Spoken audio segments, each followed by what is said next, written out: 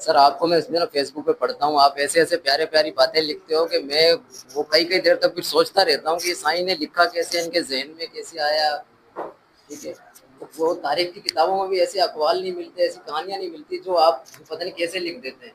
تو اب جو میرا سوال آپ سے یہ ہے نا کہ آپ صرف مجھے یہ بتا دیں کہ اب کا جو نوجوان ٹیچر ہے، آپ نے تو اپنی بہت اچھی لائف گزاری ہے، ٹیچر بھی رہے، استاد بھی رہے، اور ہمارے لیے بھی آپ کے ساتھ مشورے رہا ہے. اب ایک نوجوان ٹیچر کو کیسا ہونا چاہیے؟ اعوذ باللہ من الشیطان الرجیم، بسم اللہ الرحمن الرحیم.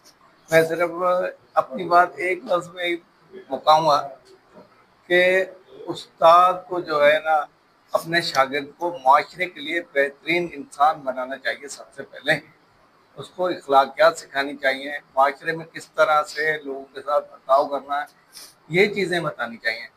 تعلیم تو آپ ہر جگہ سے حاصل کر سکتے ہیں، لیکن یہ چیزیں جو ہے نا آپ کو اسکولوں میں ہی سے ملیں گی کہ آپ کو معاشرے میں کس طرح رہنا ہے، بڑوں کے ساتھ، چھوٹوں کے ساتھ، اپنے استاذہ کے ساتھ، والدین کے ساتھ کس طرح سے آپ نے زندگی گزارنی ہے.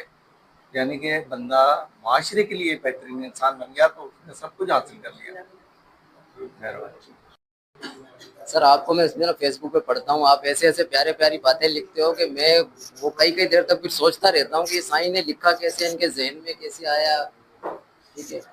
وہ تاریخ کی کتابوں میں بھی ایسے اقوال نہیں ملتے، ایسی کہانیاں نہیں ملتی جو